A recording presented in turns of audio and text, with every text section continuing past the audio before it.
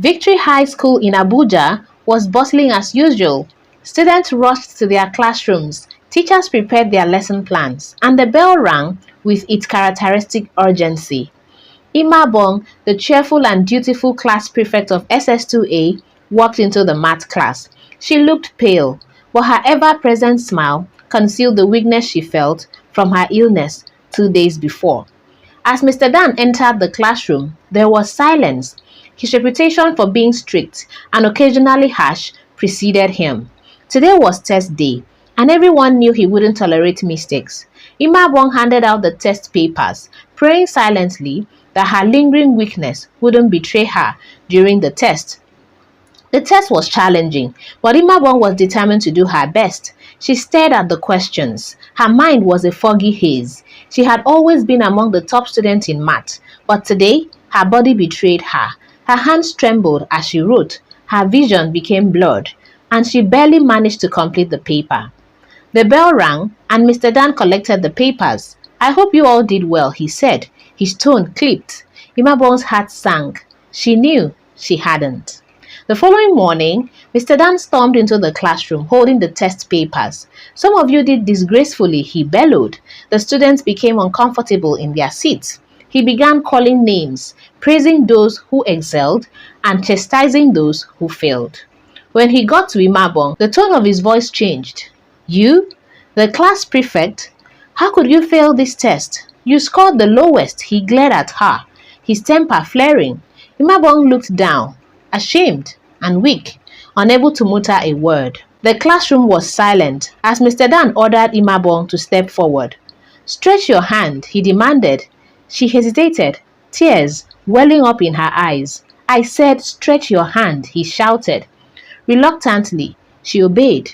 The first lash of the cane was excruciating, and by the third, her legs buckled. "I'll teach you a lesson you'll never forget," Mr. Dan growled. But by the sixth stroke, Imabong collapsed, unconscious. Pandemonium broke out. Students screamed and rushed to Imabong's side. Some yelled at Mr. Dan, while others ran to fetch the school nurse. Mr. Dan stood frozen, his face pale, as he realized what he had just done. The nurse arrived, checking Imabong's pulse, before instructing a group of boys to carry her to the school's infirmary. She was rushed to the hospital soon after that. By the end of the day, the incident had become the talk of the school. Angry murmurs filled the air as students recounted the day's event. "Mr. Dan went too far this time," one student said. "He always loses his temper," another chimed in. Parents began calling the school, demanding answers. Among them was Imabong's mother, who was inconsolable upon hearing the news. When Edidion, Imabong's elder brother and a renowned human rights lawyer, heard what had happened, he took the next flight to Abuja. The sight of his sister lying unconscious in a hospital bed ignited a fire within him. "This mustn't go unpunished," he declared. Edidion stormed into Victory High School the next day, demanding to see the principal. "The school must take responsibility for what happened to my sister," he said firmly. The principal, a nervous man named Mr. Ade, stammered an apology. "We will investigate the matter thoroughly," he promised, but Edidion was not satisfied. Word of Edidion's confrontation spread among the students. The following morning, they staged a peaceful protest, holding signs that read, "Justice for Imabong" and "Stop Teacher Brutality." Their voices echoed through the school compound, drawing attention from the local media. Meanwhile, Imabong's condition began to improve. When she finally regained consciousness, her mother and Edidion were at her side. "What happened?" she asked weakly. Edidion explained everything to her. "I'm going to make sure that this never happens to anyone else," he assured her. The school organized a parent-teacher meeting to address the growing unrest. The hall was packed with angry parents, demanding explanations and justice. "We entrust our children to you, and this is how you treat them?" one parent yelled. Mr. Ade, the principal, tried to calm the crowd. "We deeply regret what happened. Rest assured, the matter is being investigated." Edidion, who was in attendance, rose to speak. "An investigation is not enough. The law must take its course." We won't rest until Mr. Dan is held accountable for his actions. Mr. Dan, seated at the front, remained stoic, but his clenched fist betrayed his inner turmoil. Later that evening, Mr. Dan sat in his sparsely furnished apartment, nursing a headache. His phone buzzed relentlessly with calls and messages, but he ignored them all. "This isn't my fault," he muttered to himself. "I was just doing my job." He replayed the incident in his mind, convincing himself that Imabong's collapse was a freak occurrence and not his doing. The incident made headlines across Abuja. Local news stations aired interviews with students, parents, and even former teachers who shared their experiences with Mr. Dan's harsh disciplinary methods. One reporter stood outside of Victory High School saying, "This is not just a story about one teacher's actions. It's about a broken system that normalizes violence against students." The public outcry grew louder, and the school found itself at the center of a storm. Back at the hospital, Imabong confided in her brother. "I didn't tell anyone I was sick because I didn't want to look weak," she admitted. "But now, I feel like I've let everyone down." Edidion reassured her, "You've done nothing wrong, Ima. If anything, you've exposed something that needed to change." Her mother, sitting by her side, added, "You are stronger than you realize." The students of Victory High School decided to escalate the protest. They boycotted classes, holding a sit-in at the school's main courtyard. "We won't stop until Mr. Dan is removed," they chanted. The police arrived at Victory High School one afternoon, escorted by Edidion. They entered Mr. Dan's classroom and handcuffed him in front of his students. The room fell silent. Mr. Dan didn't resist, but his expression was a mix of anger and humiliation. "This isn't over," he muttered as he was led away. The first day of the trial was tense. The courtroom was packed with journalists, students, and concerned citizens. Edidion delivered a powerful opening statement. "This case is not just about my sister. It's about the countless students who have suffered under a system that tolerates violence." Mr. Dan's lawyer countered, "My client acted within the limits of his duties as a teacher. What happened was a tragic accident, not a crime." Former students took the stand, recounting their experiences with Mr. Dan. One testified, "He made me fear coming to school. I once scored low on a test and he flogged me until I couldn't sit properly for days." Mr. Dan avoided eye contact as each testimony painted him as a man driven by anger. In a surprising twist, Mr. Dan chose to take the stand. His voice trembled as he shared his story. "I grew up in a home where failure was punished severely," he began. "My father would beat me for every mistake. I thought it was normal. I became a teacher because I wanted to make sure students never failed like I did." His confession left the courtroom in stunned silence. After weeks of emotional testimonies and heated argument, the judge delivered the verdict. Mr. Dan was found guilty of excessive force and sentenced to 2 years in prison. Outside the courtyard, Edidion addressed the press. "This isn't about revenge. It's about accountability and creating a better future for our children." The school was silent after the trial.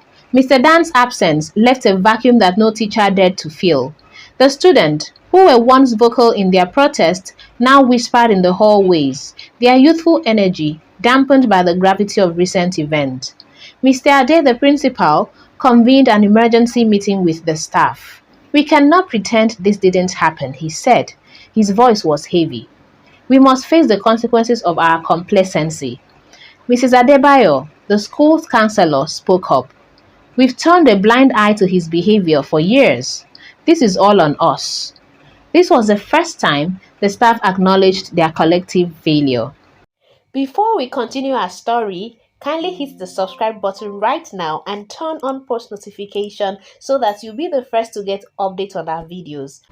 Imabong's return to Victory High was with mixed emotions. Her classmates cheered as she walked into the classroom, her head held high despite the lingering weakness in her body.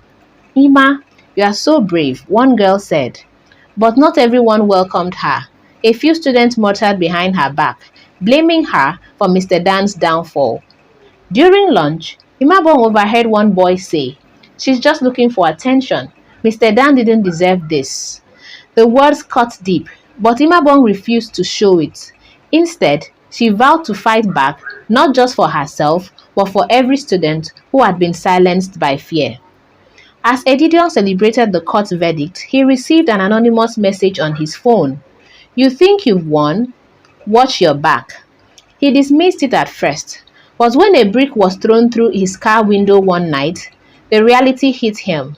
Not everyone supported his fight for justice. "You are stirring up trouble," his mother warned. "Be careful, Edidion." But Edidion was undeterred. "If I stop now, what was the point of everything we've done?" Prison life was a rude awakening for Mr. Dan. Accustomed to commanding respect, he now found himself on the lowest rung of the social ladder.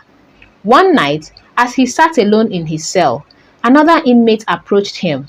"You are the teacher who got locked up for beating a girl, right?"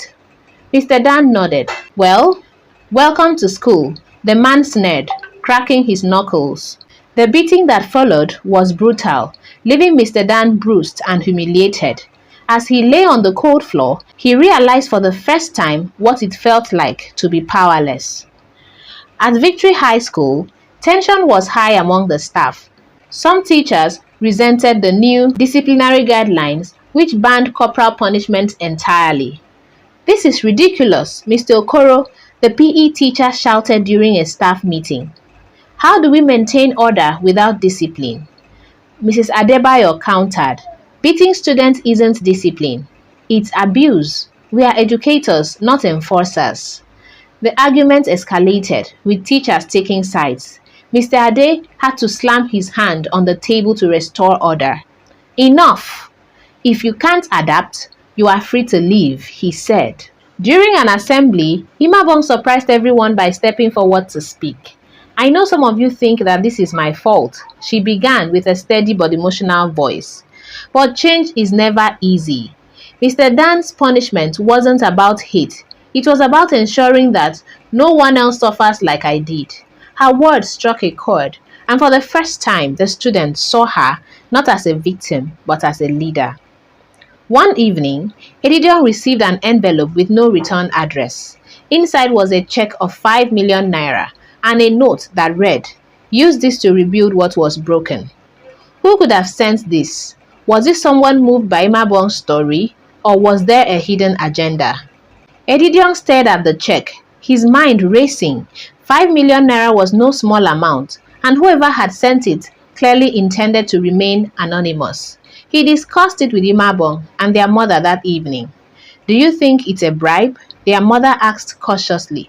"If it is, they are terrible at bribery. They didn't even tell us what they want in return," Edidion replied, half joking.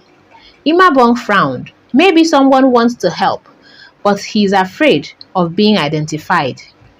Or maybe it's a trap. Despite their reservations, they decided to use the money cautiously, starting with medical bills and community outreach programs. But Edidion couldn't shake the feeling that this mystery was far from over. Victory High School began its transformation under immense scrutiny. The school hired consultants to train teachers on alternative disciplinary methods, and students were encouraged to voice their concerns through a newly formed student council. The changes weren't without resistance. Some parents criticized the school's softer approach.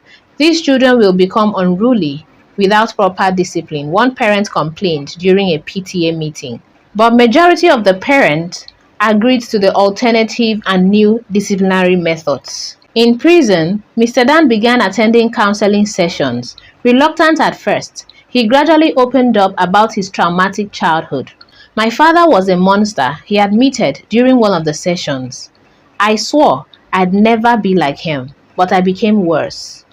The counselor, a kind woman named Grace, said, "Acknowledging your pain is the first step towards healing. What will you do with this realization?" Her question haunted him, but it also gave him a sense of purpose. Edidion continued to receive veiled threats. One night, his car was vandalized again. This time, the words, "Stay in your lane, scrawled across the windshield. "This is it," he exclaimed, slamming his fist on the table. "I'm going to the police." The authorities promised to investigate, but Edidion knew how slowly the wheels of justice could turn. He began to wonder if the threat and the mysterious check were connected. After some time, Edidion finally received a lead on the mysterious benefactor. A lawyer contacted him, claiming to represent the sender. "My client prefers to remain anonymous," the lawyer explained, "but they've been deeply moved by Imabong's bravery and want to support your fight for justice."